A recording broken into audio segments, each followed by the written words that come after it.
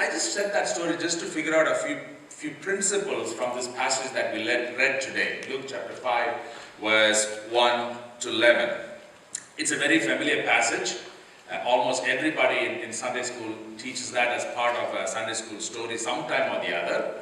This is a passage where Jesus finds a boat by the lake. He takes the boat, goes into the lake, gives a message, preaches to people, and then he comes back and asks the fishermen to go fish again. And the fishermen say, no, we've been fishing all night, we haven't found anything. And then Jesus tells him, cast your net again, you will find fish, and they'll obey him. And then they find fish. And then they eventually, actually, if you read it very carefully, they do not sell that fish at all. They leave everything and continue to follow God. Follow Jesus as fishers of men. Now, what are the principles that we draw from here? What are the principles that we draw from here? Principle number 1 is found in verse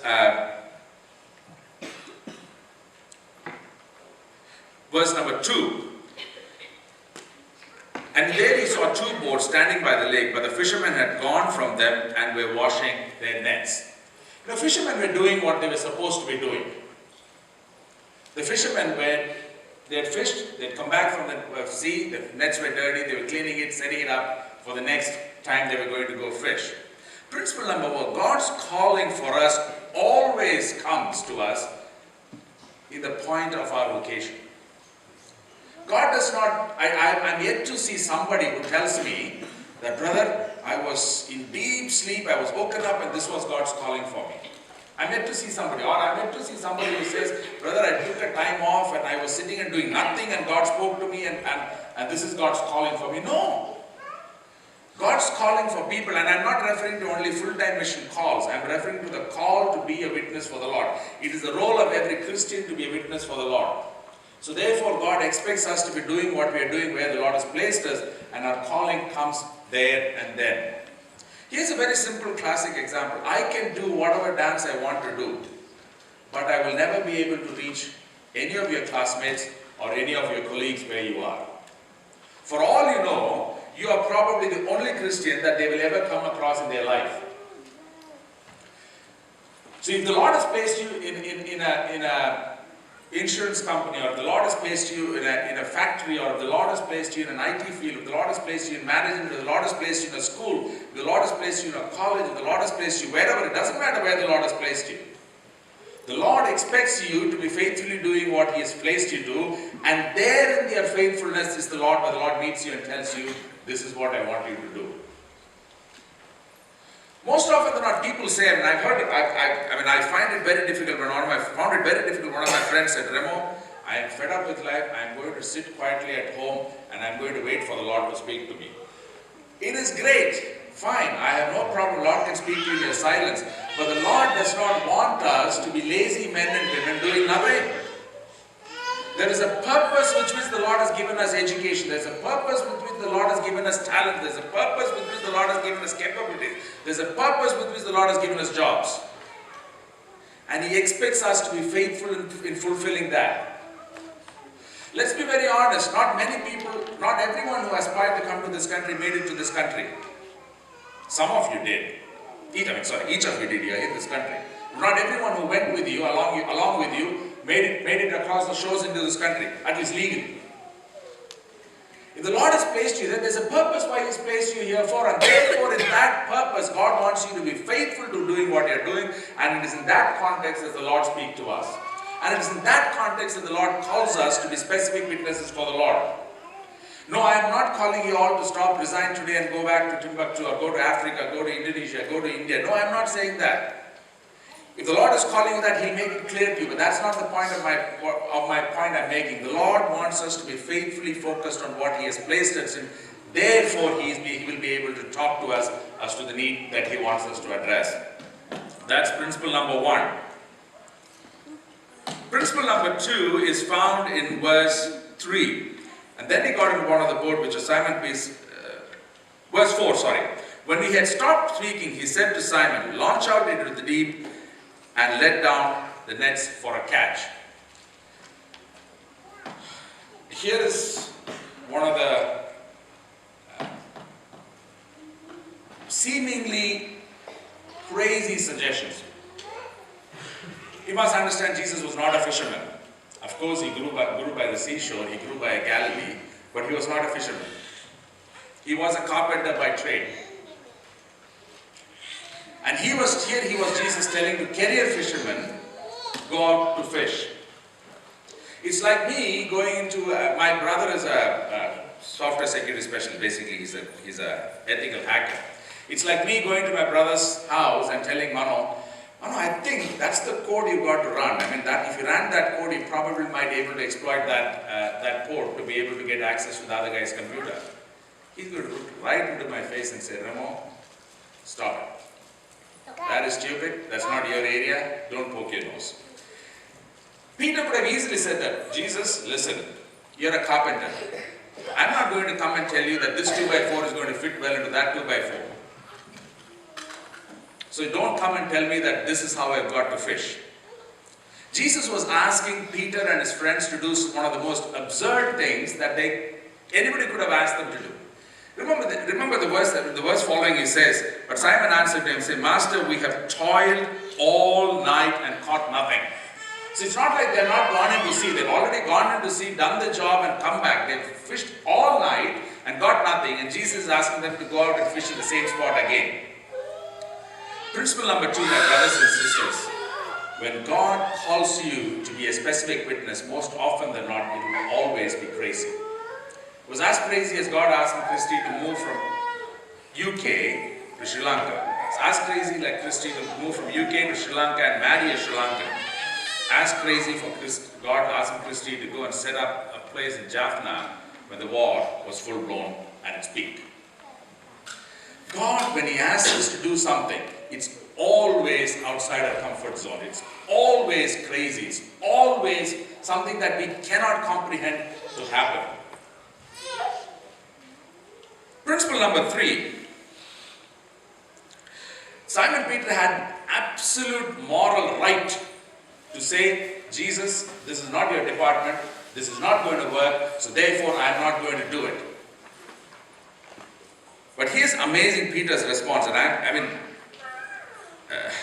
I don't know how Peter gets to do stuff like that. I mean, he's a little bit of a cashew nut, but sometimes he does stuff like that.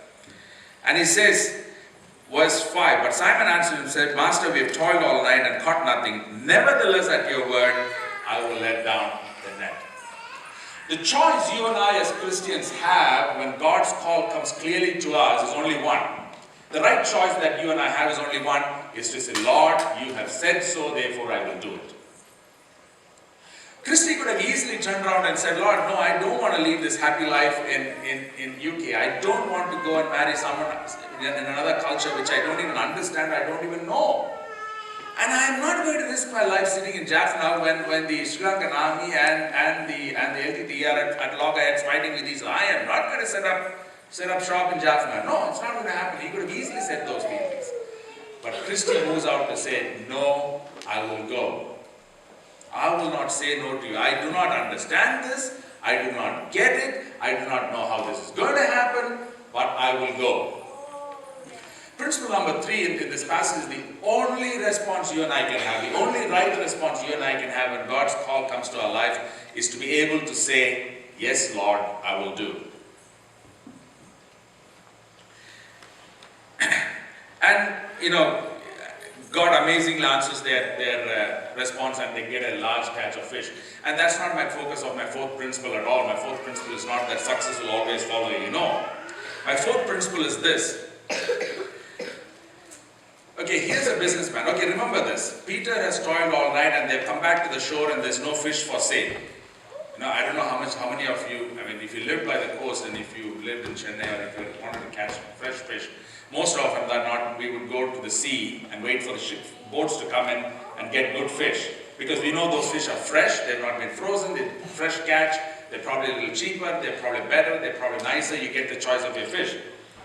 We used to do that often when we lived for a short time in Chennai, and we do that almost every day in Malkantri when we go for freshwater fish where we live. We go right to the pond where they catch the fish and get the fish.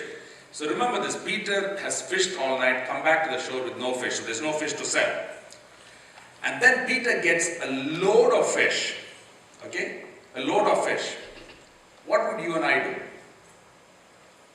I would fill as maximum as possible, bring it to the shore, and sell it at a price that I want it. I would make a killing. Let's be honest. Monopoly of business is there. I would make a killing. But here's something that Peter interestingly does in verse 7. So they signaled to their partners in other boat to come and help them, and they came and filled both the boats so that it began to sink. Which means, remember, now they have reduced price because now they have competition. Principle number 4, my brothers and sisters, is this: when the Lord blesses you, and I'm referring to material blessings without taking the side of prosperity theology. No, I'm not getting down the prosperity theology track at all. The Lord will bless you materially. He does to all of us to some extent, some way or the other. The only response you and I can have to our material blessings the Lord gives us is to share. Peter and his friends could have easily made a killing that day, but they chose to reduce price by sharing that with another bunch of people who could actually bring them back to the shore to sell. Principle number 1, God meets us in our point of our vocation. Principle number 2, God in His calling, most often than not, asks us to do things that are outside our comfort zone. Principle number 3, the only response, the only right response you and I can have when God calls us is to obey. I mean, of course, we can disobey, but that's not the right response. Principle number 4, when God blesses us in our obedience, our blessings are only meant to be shared. No, I'm not saying share it with someone in India, share it with someone elsewhere. I am saying in a country which is, in your own country, in your own context, in your own neighborhood, there are people who are hurting. Share. If the Lord has blessed you, it's for a purpose. It's not just for your glory and your comfort alone. It's for you to be able to share it. Principle number 5.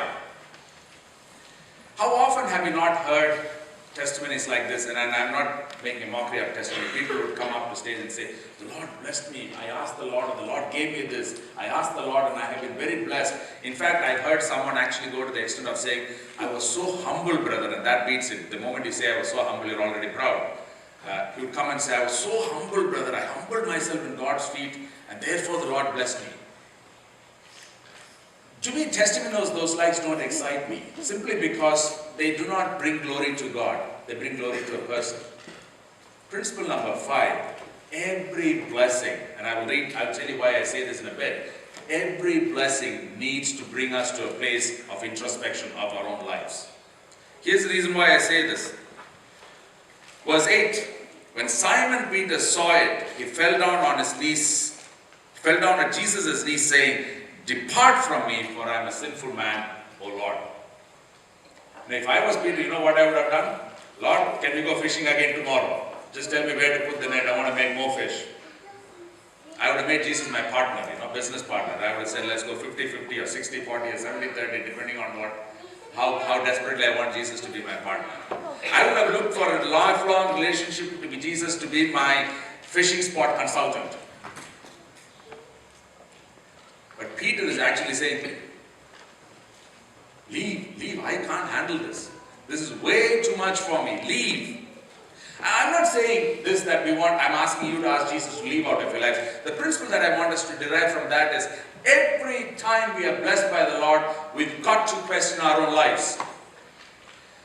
Evaluate our own lives to see what is it in our lives that we've got to make it holier, because we as Christians, remember, are a constant pursuit of holiness. Because God was very clear and He said, be holy for I am holy. That's the singular role of a Christian on earth, to get holier and holier and holier till we are without sin, when we are able to cross the Jordan, cross the shore other side, until we come to a place where there is no sin, when God takes us home. That's our pursuit as Christians. So every blessing, principle number 5, must compel us, without a choice, without a doubt, without a chance, to actually examine ourselves. We have no right to gloat in the blessing of our Lord, but other than examine ourselves, our lives for sinfulness and our lives for holiness.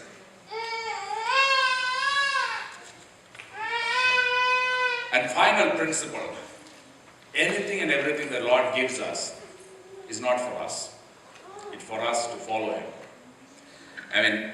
Verse 11, and so when they brought their boats to the land, they forsook all and followed Him. I mean, doesn't that sound like an absurd waste of resources? They fished all night, got nothing. They go with Jesus, get 2 boatloads of fish, which is about to sink. And they bring it to the shore, and just because Jesus said, I will make you fishers of men, they leave everything and go. I have no idea what happened. I mean, my imagination runs wild as to what happened to the 2 boatload of fish when they left it and went. And again, my principle here I'm not saying is I'm not asking you to leave everything and become a sannyas. Which is the worldview, which is the Hindu worldview, which says you will leave everything, forsake everything and take sannyas. No. The Christian worldview does not require us to take sannyas. The Christian worldview only says, do not be attached to what the Lord has given you to. Because it never was ours in the past, it never is ours in the today, it never will be in the future. Of course you earned it, you worked hard for it, you paid from your money. But my question is, was that ever yours in the beginning? I grew up in a Methodist church when I was in Chennai when I studied. I went to a Methodist church. I absolutely loved the call to offering. We bring to God His tithes and His gifts. I mean, I've never heard someone, it's beautiful because the focus of giving shifts from us to God. The tithes are always His. We have no problem with that. I mean, the Bible is very clear. The tithes have always belonged to the Lord. It's always belonged to the church. It's always brought to the storehouse. But the gifts, we think we give God offering. No. It's His gifts that we give back to Him, albeit a part of it. So the sixth principle that I want us to look at is when the Lord wants us to follow Him, let's follow Him with no attachment to any of our things. For some of us, the attachments are gadgets. For some of us, our attachments are mortgages. For some of us, our attachments are spouses. For some of us, our attachments are children. For some of us, our attachments are job. For some of us, the attachments are luxurious lives. The Lord wants us to follow Him without any attachments whatsoever. No, I am not saying forsake your children, but give your children up to the Lord. I am not saying forsake your job, give your job up to the Lord. I am not saying forsake your spouse, give your spouse up to the Lord. Before we wind up, principle number 1, the Lord always meets us in the point of our vocation. Principle number 2, and when the Lord calls us, His calling is always outside our comfort zone. And principle number 3, let's be bold and make the right choice in saying, yes, Lord, I will obey. Principle number 4, or the fourth requirement, is when the Lord blesses you because of your obedience. May it push us, may it force us, may it compel us, may it implore us to continue to examine our lives for the purity of our holiness, so that we are one step holier to the Lord, to be able to meet Him blameless in His sight. And principle number 5, principle number 4 is, when the Lord blesses us, it's for us to be sharing it. It's not just for our own requirement. Principle number 5 is, may it implore us, push us to examine our lives. And principle number 6 is, may we never ever be attached to what the Lord has given us, but at all times live in a way that we're able to follow God without any encumbrances, to be able to bring glory and honor to the Lord. May the Lord bless us, and may the Lord bless the children as you continue to enjoy church. And I love this church where children are allowed to be happy and make noise and without trouble. That's the best way to have a church. Children are supposed to make noise. I absolutely loved it. Nobody actually told them to keep quiet. Love it. I absolutely love it. Because if Jesus was here, He wouldn't have asked them to keep quiet. I honestly believe so.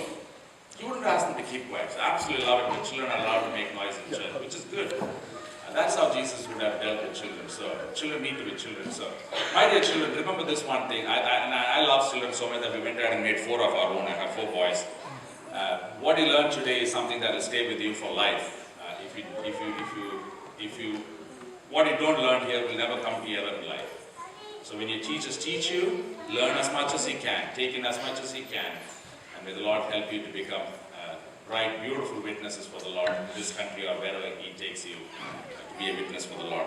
And my prayer for this church is that you would continue to find growth, and that you would continue to find a good fit in your new pastor. And as pastor continues to mentor the new one, we pray that there will be a fruitful relationship.